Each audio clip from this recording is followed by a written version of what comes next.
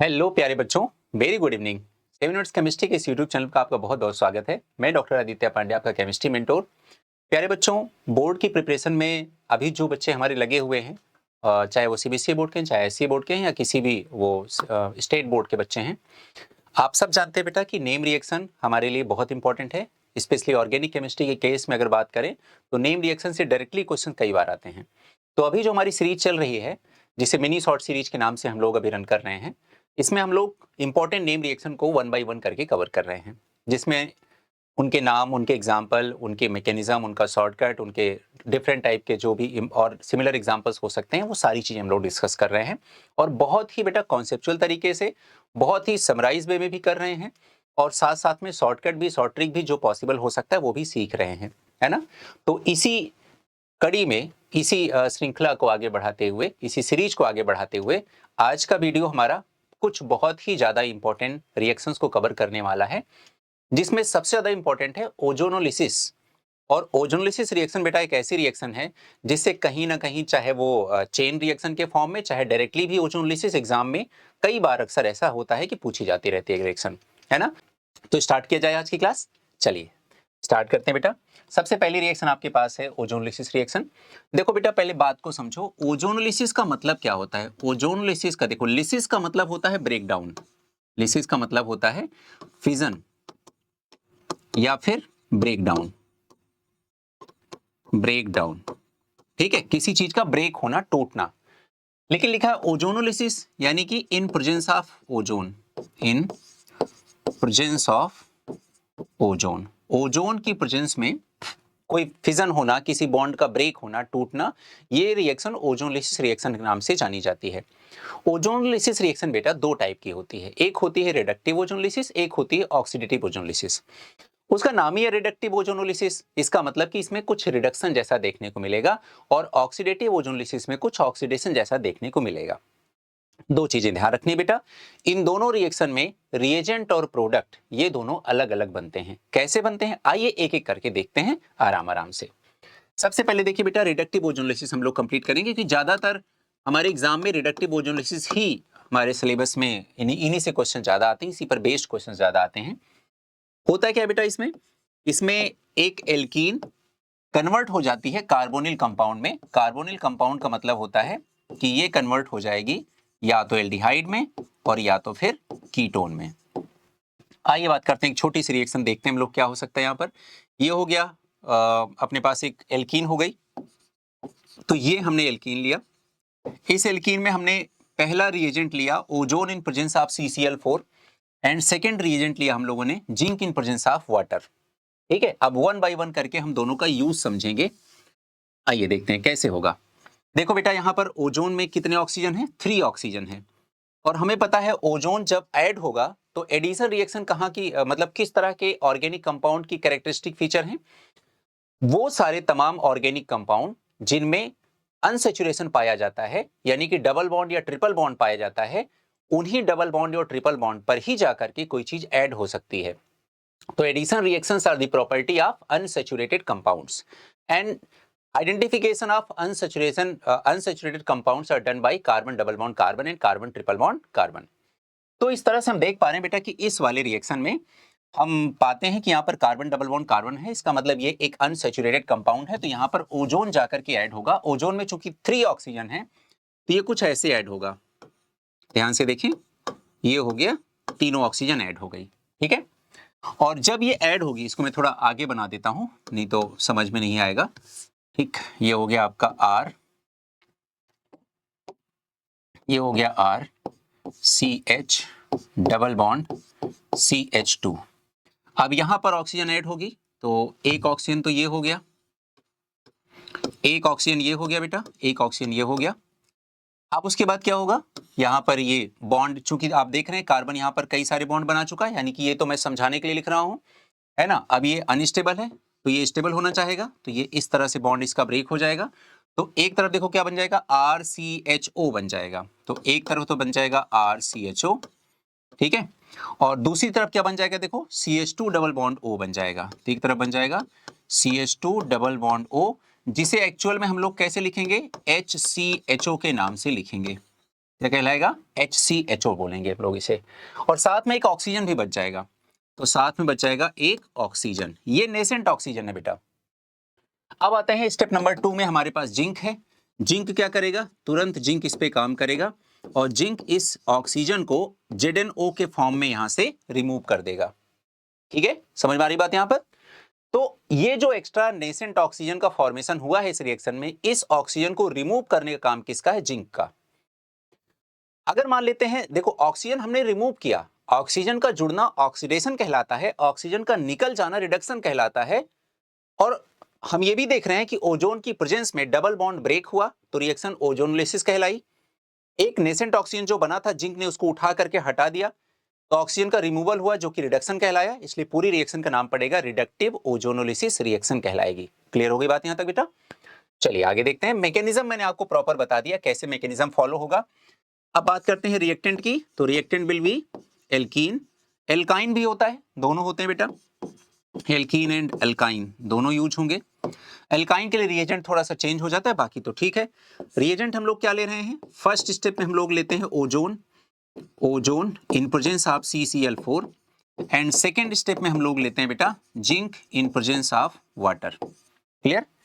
Function आप zinc की बात करें, अभी मैंने आपको बताया कि जिंक क्या कर रहा है? इस नेसेंट ऑक्सीजन को हटा रहा है, यानी कि इसका फंक्शन क्या हो जाएगा? रिडक्शन करना। और ये रिडक्शन वाला प्रोसेस कैसे कंप्लीट करेगा? By removing nascent oxygen in the form of ZnO के फॉर्म में ये हटा देगा। आते हैं प्रोडक्ट की बात करते हैं बेटा। प्रोडक्ट में आपने देखा क्या बना? उधर एल्डिहाइड बना, उधर फॉर्मेल्डिहाइड बना। कुल मिला के अभी तो एल्डिहाइड बना है, आगे आप देखेंगे कि एल्डिहाइड एंड कीटोन दोनों आपको एज अ मेन प्रोडक्ट दिखाई देंगे। ठीक है, टाइप्स ऑफ रिएक्शन क्या है बेटा? ये एक इलेक्ट्रोफिलिक एडिशन रिएक्शन का एग्जांपल है। किसका? इलेक्ट्रोफिलिक एडिशन रिएक्शन का एग्जांपल है, जो कि कैरेक्टरिस्टिक फीचर है, या हम कह सकते हैं कैरेक्टरिस्टिक रिएक्शन है, characteristic reactions of alkene. Clear? Use of ozonolysis reaction क्या है बेटा? क्यों करते हैं हम लोग ओजोनोलिसिस रिएक्शन? तो जब भी आपको ओजोनोलिसिस रिएक्शन करानी है, आप ये समझिए हमने क्यों कराया। तो एक चीज आपने पहले पढ़ा होगा बेटा, अगर कोई कंपाउंड अनसैचुरेटेड कंपाउंड है तो अनसैचुरेटेड कंपाउंड को पहचानते कैसे हैं? ठीक है, उसके लिए आपने कुछ रिएजेंट पढ़े होंगे, जैसे बेयर्स रिएजेंट पढ़ा होगा, 1% कोल एल्कलाइन KMnO4 का यूज करते हैं। दूसरा आपने ब्रोमीन वाटर पढ़ा होगा, क्यों ब्राउन कलर का ब्रोमीन वाटर अनसैचुरेटेड कंपाउंड में मिलाते ही कलरलेस हो जाता है, जो कि पहचान होती है कि ये कोई कंपाउंड हमारा रिएक्टेंट जो है वो अनसैचुरेटेड है। अब ये तो पता चल गया कंपाउंड अनसैचुरेटेड है, लेकिन ये नहीं पता चला कंपाउंड में डबल बॉन्ड है कि ट्रिपल बॉन्ड है। दूसरी बात ये भी नहीं पता चली कि कंपाउंड में डबल बॉन्ड किस पोजीशन पे लगा है, फर्स्ट कार्बन के बाद, सेकंड कार्बन के बाद, थर्ड कार्बन के बाद, ये नहीं पता चला। तो एक्चुअल में to locate the position of double bond हम ओजोनोलिसिस रिएक्शन कराते हैं। तो यूज क्या रहेगा इसका? To locate the position of double bond, ये इसका यूज हो गया। समझ में आ गया बेटा? चलिए अब आगे बढ़ते हैं, मैं आपको शॉर्टकट बताता हूं बेटा। शॉर्टकट क्या है? देखिए, जैसे एक रिएक्शन यहां पर लिखी हुई है, मुझे इसका ओजोनोलिसिस कराना है, वो भी रिडक्टिव ओजोनोलिसिस कराना है, और रिडक्टिव ओजोनोलिसिस में जिंक का प्रेजेंट होना बहुत ही इंपॉर्टेंट है। तो हम क्या करेंगे बेटा? हम लोग ये डबल बॉन्ड से इसको ऐसे कट कर देंगे, एक ऑक्सीजन इस साइड लगाएंगे, एक ऑक्सीजन इस साइड लगाएंगे, बस खत्म, प्रोडक्ट बन गया। देखो प्रोडक्ट क्या बना? CH3CHO बन गया और HCHO बन गया। तो प्रोडक्ट बन गया CH3CHO प्लस HCHO। ठीक है, ये जो बन रहा है एक्चुअल में क्या बना? CH2 डबल बॉन्ड O, लेकिन इसको हम लोग रिप्रेजेंट कैसे करेंगे? HCHO के फॉर्म में करेंगे, ये बात का ध्यान रहे। और साथ में जो एक एक्स्ट्रा ऑक्सीजन ओजोन का बचा होगा वो बदल जाएगा किसमें? ZnO के फॉर्म में। ये प्रॉपर प्रोडक्ट मैंने बना दिया। अगला देखो यहां पर है, इसको मैंने बीच से कट किया, एक ऑक्सीजन इस साइड, एक ऑक्सीजन इस साइड। अब क्या बन गया? CH3CHO, इधर से भी क्या बन गया? CH3CHO। तो यहां पर 2 मोल बन गया CH3CHO। अब दोनों में डिफरेंस क्या है बेटा? देखो मैंने इसको डबल बॉन्ड से कट किया तो इस साइड और इस साइड वाले पार्ट अलग अलग थे, यानी कि ये एक एसिमेट्रिकल एल्कीन थी। जबकि यहां डबल बॉन्ड से कट किया तो दोनों तरफ इक्वल हाफ मिले, यानी कि ये एक सिमेट्रिकल एल्कीन का एग्जांपल है। अगर सिमेट्रिकल एल्कीन का एग्जांपल मिलेगा होगा तो सेमी प्रोडक्ट बनेगा, 2 मोल बनेगा। अगर एसिमेट्रिकल एल्कीन है तो यहां पर 2 डिफरेंट टाइप के आपको प्रोडक्ट मिलेंगे, यानी कि कार्बोनिल कंपाउंड मिलेंगे। एक और अच्छी चीज हम लोगों ने सीखी, जितने ओपन चेन में जितने डबल बॉन्ड हैं उससे एक ज्यादा प्रोडक्ट बन रहा है। यहां देखिए डबल बॉन्ड कितना है 1, प्रोडक्ट कितने बने 2। यहां देखिए डबल बॉन्ड कितना है 1, प्रोडक्ट कितने बने 2, 2 मतलब 2 मोल बने, कुल मिला के 2 बन रहे हैं। यहां पर देखिए एक डबल बॉन्ड है तो जाहिर सी बात है प्रोडक्ट तो इसमें 2 ही बनने हैं। चूंकि ये देखो डबल बॉन्ड से कट किया, दोनों तरफ अनइक्वल हाफ है, यानी कि एसिमेट्रिकल एल्कीन है और एसिमेट्रिकल एल्कीन है, तो इसका मतलब ये हो गया कि 2 डिफरेंट टाइप के प्रोडक्ट बनेंगे। तो एक तो बन जाएगा CH3CO CH3C double bond O CH3 बन जाएगा, और दूसरा बन जाएगा, ये बन जाएगा, ये क्या कहलाएगा CH3CHO कहलाएगा। ठीक है, समझ में आ गई बात। फिर उसके बाद देखिए इसमें, अब देखिए यहां पर कितने डबल बॉन्ड हैं, 2 डबल बॉन्ड है। अभी मैंने आपको क्या सिखाया, जितने डबल बॉन्ड उससे एक ज्यादा प्रोडक्ट बनेंगे। तो यहां अगर ऑलरेडी 2 डबल बॉन्ड है तो प्रोडक्ट कितने बनेंगे, 3 प्रोडक्ट बनेंगे। ठीक है, अब हम लोग क्या करें बेटा, चलिए ये वाला हटा देते हैं। अब यहां देखिए क्या होगा, ऐसे डबल बॉन्ड से कट किया, एक ऑक्सीजन इस साइड एक ऑक्सीजन इस साइड। आपको करना क्या है, केवल और केवल डबल बॉन्ड को आप पहचानिए, डबल बॉन्ड को कट करिए, दोनों तरफ एक एक ऑक्सीजन जोड़िए और प्रोडक्ट बनाइए।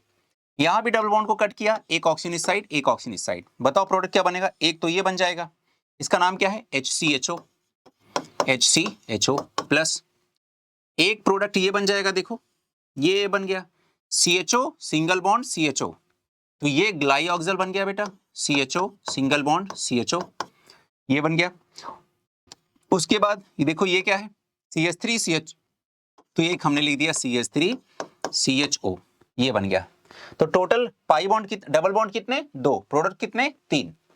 ठीक है, अगला आते हैं, देखो यहां अगर हम इसको डबल बॉन्ड से कट करें तो दोनों तरफ इक्वल हाफ है, यानी कि एक सिमेट्रिकल एल्कीन है, और सिमेट्रिकल एल्कीन में जब हम ऐसे कट करते हैं मतलब ओजोनोलिसिस कराते हैं तो हमें सेम प्रोडक्ट मिलेगा 2 मोल। चूंकि डबल बॉन्ड एक है तो प्रोडक्ट 2 मिलेगा, है ना, एक ज्यादा मिलता है। तो ये हो जाएगा CH3C double bond O CH3, और ये कितने मोल बेटा 2 मोल। सब में साथ में ZNO बनेगा, सब में साथ में ZNO बनेगा, वो मैंने लिखा नहीं है, वो आपको खुद से समझ के रखना है कि सब में साथ में ZNO बनना है। ये बेटा सब देखो, शॉर्ट ट्रिक मैंने बहुत अच्छे से बता दी कि ओजोनोलिसिस का रिएक्शन देखते ही फट से हम लोग इसका आंसर निकाल सकते हैं। क्लियर हो गई बात। दूसरा चलते हैं, इधर आ जाओ, एग्जांपल और कुछ करते हैं। अगेन ये ओपन चेन है, डबल बॉन्ड केवल एक है तो प्रोडक्ट 2 मोल बनेगा। एल्कीन एसिमेट्रिकल है, क्योंकि डबल बॉन्ड से कट करने पर दोनों तरफ इक्वल पार्ट नहीं आए तो 2 डिफरेंट प्रोडक्ट मिलेंगे। एक प्रोडक्ट ये मिलेगा CH3CHO, एक प्रोडक्ट मिलेगा SCHO। ठीक है, वो हो गया। अब इस पे आते हैं, अब ये आ गया कैसा कंपाउंड, साइक्लिक कंपाउंड आ गया। तो साइक्लिक कंपाउंड के केस में क्या होगा बेटा, डबल बॉन्ड से ऐसे कट करेंगे, एक ऑक्सीजन इस साइड एक ऑक्सीजन इस साइड, तो प्रोडक्ट क्या मिल जाएगा, देखो CH double bond O CH double bond O। Clear, आगे बात समझ में। चलिए अगला देखिए, यहां पर डबल बॉन्ड से कट किया, एक ऑक्सीजन इस साइड एक ऑक्सीजन इस साइड, यहां डबल बॉन्ड से कट किया, एक ऑक्सीजन इस साइड एक ऑक्सीजन इस साइड, तो क्या बनेगा प्रोडक्ट, देखो बॉन्ड लाइन प्रेजेंटेशन के अकॉर्डिंग सोचना, ये क्या है, ये क्या है CH2 है ना, तो आप भी लिखिए ऐसे CH2 सिंगल बॉन्ड, यहां पर आएगा CHO, क्या आ जाएगा CHO, और यहां पर भी क्या आ जाएगा CHO, ऐसे आ जाएगा। ठीक है, थोड़ा सा इसको सही से लिख दिया जाए तो हम कैसे लिखेंगे इसको, CH2 CHO single bond CHO। ठीक है, और ये मिल गया, इधर देखो इतना पूरा हो गया CH2 सिंगल बॉन्ड CHO, और इधर से भी वही मिलेगा, तो ये टोटल 2 मोल मिल जाएगा। तो आपने क्या देखा बेटा, ये साइक्लिक कंपाउंड है, इसमें एक पाई बॉन्ड था तो इसमें देखो प्रोडक्ट भी एक मिला, इसमें 2 पाई बॉन्ड थे, 2 डबल बॉन्ड थे तो प्रोडक्ट भी 2 मोल मिला, तो यहां पर 3 पाई बॉन्ड है तो प्रोडक्ट भी 3 मोल मिलेगा। तो हमने क्या सीखा, ओपन चेन में जितने डबल बॉन्ड उससे एक ज्यादा प्रोडक्ट, साइक्लिक कंपाउंड में जितने डबल बॉन्ड उतने ही प्रोडक्ट मिलेंगे, इस बात का ध्यान रखना है। तो यहां से हमने कट किया, एक ऑक्सीजन इस साइड एक ऑक्सीजन इस साइड, यहां से कट किया ऐसे किया, यहां डबल बॉन्ड से कट किया, अब देखो क्या बना प्रोडक्ट, देखो क्या बना, ये प्रोडक्ट बन गया। अब आपको पता है हर जगह CH है, सिंगल बॉन्ड CH, ये हो जाएगा CH double bond O single bond CH double bond O, और ऐसा 3 मोल मिलेगा। ठीक है, या हम इसको और क्या कह सकते हैं, CHO single bond CHO, product का नाम क्या है इथाइलिन ग्लाइकॉल, यही आप बोलते हो ना इसे, सोच लो। क्या बोला अभी, ग्लाइऑक्सल बोला था, तो ग्लाइऑक्सल बोलते हैं। इथाइलिन ग्लाइकॉल का फॉर्मूला क्या होता है, CH2OH सिंगल बॉन्ड CH2OH, ठीक है, वो अलग है। चलो आ जाओ बेटा, इधर देखो नोट क्या लिखा है यहाँ पर, to find the original alkene remove all the oxygen of carbonyl product and join their free valency with each other. अब इसका एक एग्जांपल समझिए। फॉर एग्जांपल लिखा है कि an organic compound on reductive ozonolysis gives 1 mole CH3CHO and 1 mole acetone.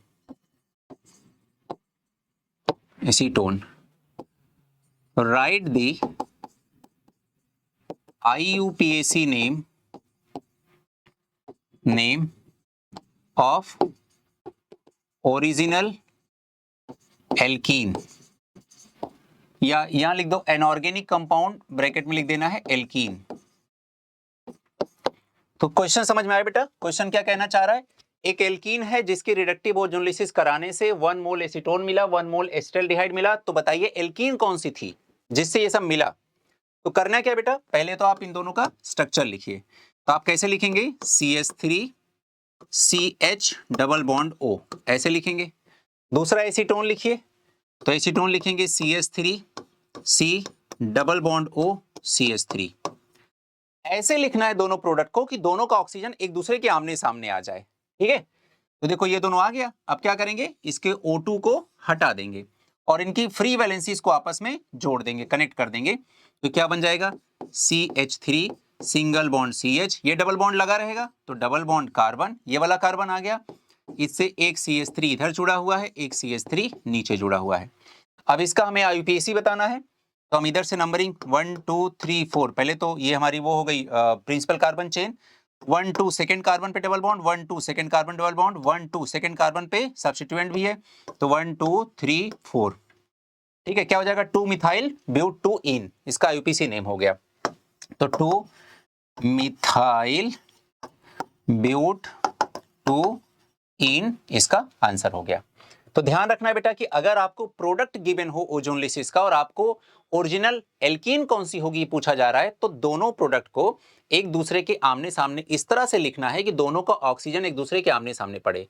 फिर उस दोनों ऑक्सीजन को O2 के फॉर्म में वहां से गायब कर दीजिए और जो भी फ्री वैलेंसीज है उनको डबल बॉन्ड से कनेक्ट कर दीजिए। अपने आप आपका ओरिजिनल जो रिएक्टेंट होगा यानी कि एल्कीन होगी, वो उसका फॉर्मूला, उसका स्ट्रक्चर आपको शानदार तरीके से दिख जाएगा, ठीक है, बिना आपको परेशान हुए।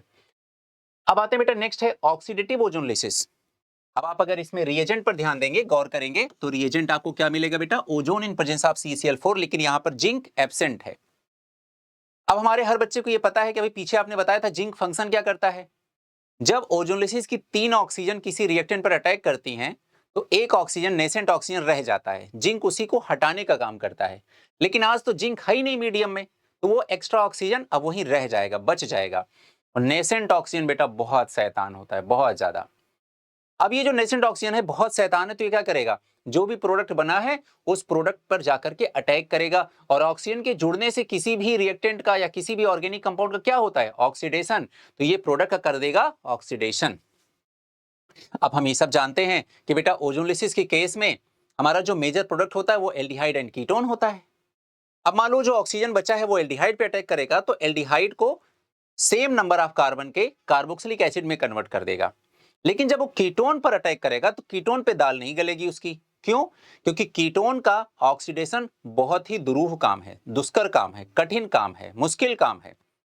तो जब कीटोन का ऑक्सीडेशन आसानी से पॉसिबल नहीं होगा, अब मान लेते हैं कोई एल्कीन है, उसका ओजोनोलिसिस कराया गया, जिंक नहीं था मीडियम में, उस एल्कीन के ओजोनोलिसिस से एक बना एल्डिहाइड, एक बना कीटोन। फिर उसके बाद जिंक था नहीं, तो एक सिंगल ऑक्सीजन ने क्या किया, एल्डिहाइड को कन्वर्ट कर दिया एसिड में, लेकिन कीटोन जस का तस बना रहा। ये होता है बेटा डिफरेंस ऑक्सीडेटिव एंड रिडक्टिव में। आसान तरीके से समझ में आ गया। चलिए देखते हैं इधर एल्कीन के केस में, जैसे यहां पर देखिए क्या हो जाएगा, ऐसे ये होगा डिसोसिएट, फंडा वही लगेगा जो पहले सिखाया, RCHO, एक मोल बन जाएगा RCHO, एक मोल बन जाएगा HCHO, ठीक है। फिर उसके बाद जिंक है नहीं तो ये कन्वर्ट हो जाएगा RCOOH में और ये कन्वर्ट हो जाएगा HCOOH में, ठीक है। चूंकि दोनों एल्डिहाइड थे इसलिए दोनों ऑक्सीडाइज हो गए, क्योंकि एल्डिहाइड का ऑक्सीडेशन आसान होता है इस वजह से। देखिए अगर अपने पास एल्कीन है और कीटोन बन गया तो कीटोन पे जो नेसेंट ऑक्सीजन जब उस पर अटैक करेगा तो no further oxidation takes place and ketone will be the final product in this case. एक साइक्लिक स्ट्रक्चर में आपको मैंने एग्जांपल दे दिया, आप यहां से इसे कट करिए, एक ऑक्सीजन इस साइड एक ऑक्सीजन इस साइड जोड़िए। अब इसको ऐसे लिखने की कोशिश करिए, ये ऐसे हो गया डबल बॉन्ड ऑक्सीजन, ये हो गया, और यहां पर भी डबल बॉन्ड ऑक्सीजन, ठीक है। अब आप देखेंगे तो पाएंगे कि ये ग्रुप आपका कीटोन ग्रुप है और ये जो ग्रुप है ये आपका एल्डिहाइड ग्रुप है। और चूंकि जिंक यहां पर है नहीं, जिंक इज एब्सेंट, तो हम जानते हैं जिंक अगर एब्सेंट है तो ओजोन का जो एक्स्ट्रा ऑक्सीजन बचा होगा वो इन दोनों को ऑक्सीडाइज करने की कोशिश करेगा। ये तो कीटोन है, कीटोन पे तो उसका कोई असर पड़ेगा नहीं, केवल एल्डिहाइड को चेंज कर पाएगा। तो ये जो नेसेंट ऑक्सीजन है बेटा ये क्या कर देगा, ये तो ऐसे ही लगा रहेगा क्योंकि ये कीटोन है, और इधर क्या कर देगा, इसको यहां हो जाएगा C डबल बॉन्ड OH हो जाएगा। तो ये कौन सा ग्रुप लग गया, कार्बोक्सिलिक एसिड, तो ये चेंज हो गया कार्बोक्सिलिक एसिड में कन्वर्ट हो गया। आ गया बेटा समझ में, बहुत अच्छे तरीके से दोनों बातें मैंने क्लियर कर दी, एक साइक्लिक कंपाउंड में इसको यूज भी कर लिया। अब रिएक्टेंट की बात करें बेटा, वही अगेन एल्कीन या एल्काइन होंगे। रिएजेंट की बात करें तो केवल और केवल इस बार ozone in presence of CCl4 ही लेंगे। एग्जाम में कभी कभी केवल ओजोन लिखा होगा तो घबराना नहीं। Effect of absence of zinc, तो हमें पता है कि जो हमारा एल्डिहाइड होगा वो एसिड में कन्वर्ट हो जाएगा और जो हमारा कीटोन होगा वो कीटोन ही बना रहेगा, उस पर कोई असर नहीं पड़ेगा। प्रोडक्ट क्या बनेगा, ये देखो यही प्रोडक्ट है, मतलब ये दोनों है ना। Type of reaction again electrophilic addition reaction का एग्जांपल होगी, ये सारी कहानी हो गई, ठीक है। तो मजा आया समझ के, ओजोनोलिसिस से डर खत्म हो गया। अब किसी भी तरह का क्वेश्चन रहे, समरी ध्यान रखना कि जितने डबल बॉन्ड रिएक्टेंट साइड में होंगे उतने से एक ज्यादा, अगर देखो सबसे पहले देखना है रिएक्टेंट हमारा ओपन चेन है कि साइक्लिक है। अगर रिएक्टेंट ओपन चेन है तो हमें देखना है जितने डबल बॉन्ड होंगे उससे एक ज्यादा प्रोडक्ट बनेगा, पहला पॉइंट हो गया। दूसरा पॉइंट ध्यान रखना है कि अगर साइक्लिक कंपाउंड है तो जितने डबल बॉन्ड होंगे उतना ही हमारा प्रोडक्ट बनेगा। दोनों बातें क्लियर हो गई, ठीक है। अगली बात क्या ध्यान रखना है, अगर सिमेट्रिकल एल्कीन है तो हमारा जो प्रोडक्ट बनेगा वो सेम प्रोडक्ट बनेगा लेकिन 2 mole in case of open chain, clear. और अगर एसिमेट्रिकल एल्कीन है तो in case of open chain 2 different type के प्रोडक्ट बनेंगे, या जितने डबल बॉन्ड उससे एक ज्यादा प्रोडक्ट बनेगा, क्लियर बेटा यहां तक। और अगर प्रोडक्ट गिवन है और ओरिजिनल एल्कीन पूछा जा रहा है तो प्रोडक्ट को एक दूसरे के आमने सामने इस तरह से लिखना है कि दोनों का ऑक्सीजन एक दूसरे के आमने सामने आ जाए, O2 के फॉर्म में उसको हटा देना है, डबल बॉन्ड से दोनों को जोड़ देना है, ओवरऑल आपकी जो ओरिजिनल एल्कीन है वो आपको आसानी से मिल जाएगी, दैट्स इट, ठीक है। चलिए बातें हैं स्वाल्ट रिएक्शन क्लास 11 एल्काइल हैलाइड, उस वाले चैप्टर से, हेलो एल्कीन हेलोरीन वाले चैप्टर से। देखो बेटा CH3Cl में अगर क्लोरीन हटा के मुझे फ्लोरीन लगाना हो तो हम स्वाल्ट रिएक्शन कराते हैं, ठीक है। क्योंकि होता क्या है, फ्लोरीन बहुत ही हाईली रिएक्टिव होता है इन नेचर में, तो बहुत हाईली रिएक्टिव इन नेचर होने की वजह से फ्लोरीन को हम डायरेक्टली यूज नहीं कर पाते। इस वजह से अगर मान लीजिए कभी हमें एल्काइल फ्लोराइड बनाना हो तो हम स्वाल्ट रिएजेंट का यूज करते हैं। स्वाल्ट रिएजेंट जैसे कि Hg2F2, ये एक स्वाल्ट रिएजेंट हो गया, इसका यूज करेंगे तो ये अपना फ्लोरीन इसके क्लोरीन को रिप्लेस करके लगा देगा और ये बन जाएगा। तो रिएक्टेंट क्या होगा बेटा, एल्काइल हैलाइड होगा। रिएजेंट क्या होगा, स्वाल्ट रिएजेंट होगा, जिसमें एक एग्जांपल Hg2F2 लिखा ही हुआ है, और भी कई सारे स्वाल्ट रिएजेंट हो सकते हैं। फंक्शन ऑफ रिएजेंट क्या होगा, फ्लोरिनेशन होगा, क्या हो जाएगा, फ्लोरिनेशन, ठीक है। और प्रोडक्ट क्या बनेगा, एल्काइल फ्लोराइड बनेगा। ये छोटी सी प्यारी सी रिएक्शन हो गई। नेक्स्ट रिएक्शन है डार्जेंस रिएक्शन। डार्जेंस रिएक्शन हम लोग क्या करते हैं बेटा, ये एल्कोहल है, ये SOX2 है, जहां पर X क्या है, हेलोजन है, तो ये क्या होगा, यहाँ पर इसका X इसके R के साथ रिएक्शन करेगा तो ये RX बन जाएगा, साथ में SO और ये ऑक्सीजन मिलकर के SO2 गैस बना लेंगे, साथ में इसका हाइड्रोजन इसके X के साथ मिलकर के ये HX गैस बना लेगा। तो बेटा इस रिएक्शन में बहुत अच्छी बात ये होती है कि यहाँ पर एल्काइल हैलाइड के अलावा बनने वाले दोनों प्रोडक्ट, ये और ये sulphur dioxide and hydrogen halide, दोनों के प्रोडक्ट या हेलोजन, तो ये दोनों के दोनों जो प्रोडक्ट होते हैं वो गैसियस स्टेट में होते हैं। गैसियस स्टेट में होने की वजह से बेटा जी हमारा ये दोनों गैसियस स्टेट में तो डिफ्यूज कर जाएंगे, ये तो टेस्ट ट्यूब से निकल के बाहर चले जाएंगे, तो हमारे टेस्ट ट्यूब में केवल और केवल क्या पड़ा रहेगा, एल्काइल हैलाइड। तो ये बेस्ट मेथड इसलिए कहलाता है क्योंकि यहां पर बनने वाले एल्काइल हैलाइड को सेपरेट करने के लिए, उनके मिक्सचर से सेपरेट करने के लिए हमें एक्स्ट्रा मेहनत नहीं करनी पड़ती है। ठीक है, बाकी इसके साथ बनने वाले बाई प्रोडक्ट गैसियस नेचर होने की वजह से वो डिफ्यूज कर जाते हैं, तो हमारा जो मेन रिएक्टेंट एल्काइल हैलाइड है वही हमें रिएक्शन में मिल जाता है या टेस्ट ट्यूब में फाइनली मिल जाता है। ठीक है, तो जैसे एक आध कोई एग्जाम्पल करना हो तो हम लोग आसानी से कर सकते हैं। जैसे मान लीजिए हम लोग ले लिया CH3CH2OH ले लिया, प्लस साथ में हम लोगों ने SOCl2 ले लिया, तो रिएक्शन क्या होगी, CH3CH2Cl हो जाएगी, प्लस SO2 गैस होगी, SO2 gas plus HCl gas, ये हो जाएगी। तो देखो ये इस तरह से हम लोगों ने एक एल्कोहल को कन्वर्ट कर लिया किसमें, एल्काइल हैलाइड में। तो रिएक्टेंट क्या होगा बेटा, एल्कोहल, रिएजेंट क्या होगा, SOX2, और प्रोडक्ट क्या होगा, RCl। ठीक है, या RX लिख दो, ज्यादा सही रहेगा। ठीक है, क्या हो जाएगा, RX। ठीक है, और नोट में क्या लिखना है, नोट में हम कह सकते हैं कि चूंकि यहां पर all other by product are gaseous in nature, that's why the alkyl halide is pure in nature. तो हमें एल्काइल हैलाइड को सेपरेट करने के लिए अलग से मेहनत नहीं करना, और यही इस रिएक्शन में एडवांटेज है बेटा, यही एक पॉजिटिव पॉइंट है इस रिएक्शन का। ठीक है, चलिए समझ में आ गया बच्चा। नेक्स्ट चलते हैं। अब बोरोडाइन हुंस डीकर रिएक्शन है, इसमें हम क्या लेते हैं, silver salt of carboxylic acid लेते हैं, ब्रोमीन से रिएक्शन कराएंगे तो एक तो बन जाएगा AgBr बन जाएगा। तो देखो एक AgBr बन गया, साथ में एक यहाँ पर ये निकल जाएगा, इसके कार्बन को लेकर के, या अब इसको ऐसे लिख देते हैं R, जैसे मान लो हमने रिएक्शन ले लेते हैं तो ज़्यादा बेहतर रहेगा, CH3CH2COOAg। ठीक है, प्लस हमने ले लिया Br2, तो बेटा ये बन जाएगा AgBr, एक तो बन जाएगा AgBr, ये Ag और ये Br आपस में। ठीक है, और फिर यहाँ से एक CO2 गैस निकल जाएगी, तो ये हो जाएगा प्लस CO2। अब CO2 बनी गया, अब बेटा क्या बचा, यहाँ पर एक ब्रोमीन बचा है, वो ब्रोमीन इसके साथ आके लग जाएगा, तो साथ में क्या बन जाएगा, CH3CH2Br बन जाएगा।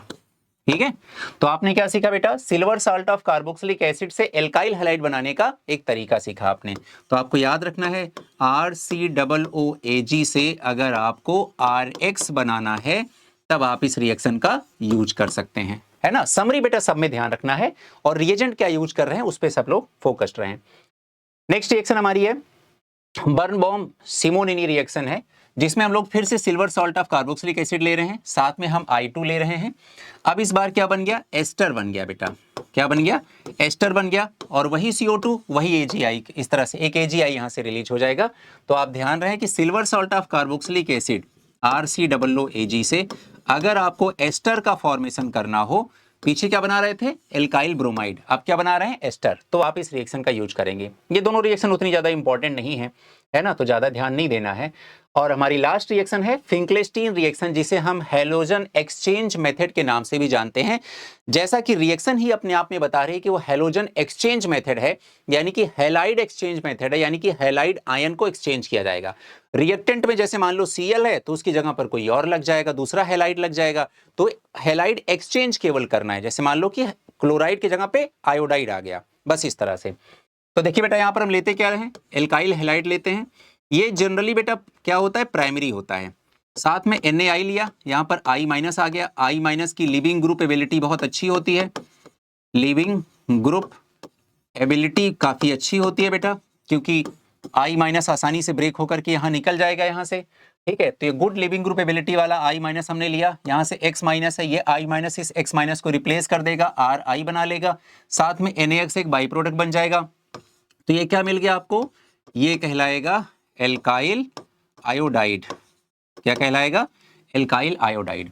यहां पर एक बड़ी इंपॉर्टेंट चीज है एसीटोन। एसीटोन का यूज बेटा यहां पर क्या है, यूज ऑफ एसीटोन है यहां पर एज अ सॉल्वेंट, हम इसका यूज करते हैं, इस बात का ध्यान रहे।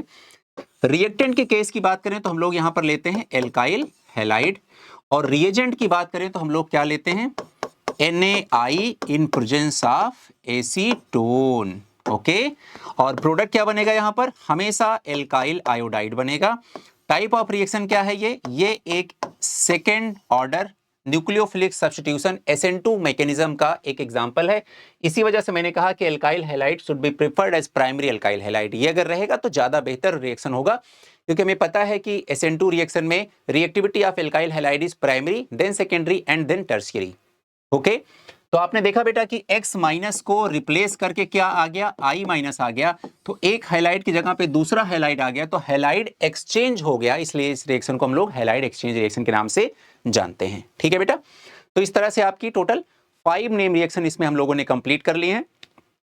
अगले रिएक्शन में हम लोग बहुत इंपॉर्टेंट रिएक्शन सीखेंगे बेटा, हेलोफॉर्म रिएक्शन के बारे में डिस्कशन करेंगे, है ना, और हेलोफॉर्म हमारे एग्जाम के लिए बहुत इंपॉर्टेंट है। तो नेक्स्ट में मैं उसकी शॉर्टकट ट्रिक बताऊंगा कैसे उसको सॉल्व करते हैं, और बाकी सारी चीजें विद एग्जांपल और मैकेनिज्म के साथ भी, थोड़ा मैकेनिज्म भी उसमें हमारे लिए इंपॉर्टेंट हो जाता है। ठीक है बेटा, तो बोर्ड के प्यारे प्यारे बच्चों, फिर से मैं आपसे कह रहा हूं 2 बातें ध्यान रखनी है। पहला तो ये जो मिनी शॉर्ट सीरीज अपनी चल रही है, इसमें अपना इन्वॉल्वमेंट दिखाइए, सारी नेम रिएक्शन कंप्लीट करके जाइएगा। बोर्ड के एग्जाम में नेम रिएक्शन से डायरेक्टली क्वेश्चन आएंगे। बोर्ड के एग्जाम के साथ साथ ही जो आपके नेक्स्ट कॉम्पिटिटिव एग्जाम्स होने वाले हैं, चाहे वो नीट के हों चाहे जेई के हों, 100% श्योर मानो बेटा कि डायरेक्टली नेम रिएक्शन के क्वेश्चंस आने ही आने हैं। अगर आप इस वीडियो को सारे इस सीरीज को कंप्लीट करके जाते हैं तो आप ये समझ लीजिए कि कम से कम 2 to 3 क्वेश्चन ऐसे आएंगे जहां पर आप इजीली अपने मार्क्स एश्योर कर सकते हैं कि इतना तो मुझे मिलना ही मिलना है ना। और दूसरा पॉइंट जो मैं कहना चाहूंगा कि बच्चों, जहां भी आपको प्रॉब्लम आ रही हो, चाहे वो फिजिकल केमिस्ट्री हो, चाहे इनऑर्गेनिक या फिर चाहे ऑर्गेनिक केमिस्ट्री हो, तीनों के केस में जहां भी आपको डाउट आ रहा हो, आप कमेंट सेक्शन में अपने डाउट को लिखें। आप हमसे ये बताएं कि हमें इस पर्टिकुलर सेक्शन में प्रॉब्लम है, अगर इसका कोई सही तरीके से वीडियो हमें मिल जाए तो हम इसको समझ सीख सकते हैं। चाहे वो ऑर्गेनिक केमिस्ट्री में कन्वर्जन रिएक्शन हो, चाहे रिएजेंट का यूज हो, चाहे वो चेन रिएक्शन हो, या फिर चाहे कोऑर्डिनेशन कंपाउंड में आइसोमेरिज्म के क्वेश्चन ना हो रहे हो, या यूपीएससी क्वेश्चन ना हो रहे हो, या हाइब्रिडाइजेशन निकालना ना आ रहा हो, ठीक है, या फिर चाहे क्रिस्टल फील्ड थियरी ना आ रही हो, या फिर फिजिकल केमिस्ट्री में और चले जाएं तो हम लोग चाहे केमिकल काइनेटिक्स का कोई क्वेश्चन हो, चाहे सॉल्यूशन का, चाहे इलेक्ट्रोकेमिस्ट्री का, चाहे नस्ट इक्वेशन का यूज करना ना रहा हो, तो जो भी आपको लगता है आप अपनी बातें एक बार सही प्लेटफॉर्म पे रखना स्टार्ट कीजिए। हम उस तरह से आपको वीडियोस बना के प्रोवाइड करेंगे, और एकदम आसान तरीके से, जैसे अभी ये सब चीजें चल रही हैं। ठीक है बेटा, तो बाकी जो अपने बोर्ड के बच्चे हैं, उन दोस्त हैं, उन तक को ये वीडियो पहुंचाइए ताकि वो भी इस वीडियो को देख करके यहाँ से अच्छी चीजें सीख सकें, समझ सकें, और अपनी ऑर्गेनिक केमिस्ट्री की जर्नी को ईजी बना सकें। चलिए बेटा, वक्त आ गया आपसे विदा लेने का। अब मुलाकात होगी अगली वीडियो में किसी एक नई नेम रिएक्शन के साथ। तब तक के लिए खुश रहिए, मुस्कुराते रहिए, अपनी स्टडीज खूब अच्छे से करते रहिए, और बिल्कुल फिक्र मत करिए, है ना, ईमानदारी से मेहनत कीजिए, बाकी सब भगवान पे छोड़ दीजिए, निश्चिंत रहिए, सब अच्छा होगा। ओके, बाय बाय बेटो।